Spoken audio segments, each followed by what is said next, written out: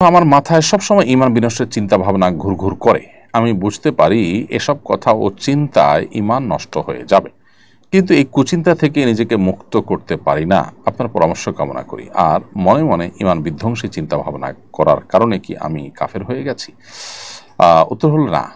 এরকম মনের ভিতরে বাজে চিন্তা হঠাৎ করে উদ্রেক হয়েছে, আপনি ইচ্ছাকৃত আনেননি এবং সেটা আপনি চর্চা করেননি, বরং আসার পর আপনি গিল্টি ফিল করেছেন, অপরাধ বোধ আপনার মধ্যে জেগেছে এবং আপনি আল্লাহর কাছে পানা চেয়েছেন। এরকম হলে সেটা বরং আপনার ভেতরে ঈমানের অস্তিত্ব যে আছে তার একটা প্রমাণ। ঠিক একইভাবে নবী করিম সাল্লাল্লাহু আলাইহি সাল্লাম তার কাছে এক ব্যক্তি বলেছেন, হে আল্লাহ রাসূল, আমার মনের ভিতরে এরকম বাজে চিন্তা আসে আল্লাহকে নিয়ে।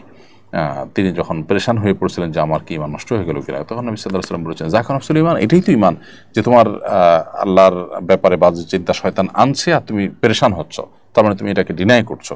তো এটা তোমার মধ্যকার ঈমানকে বরং আরও সাব্যস্ত করে।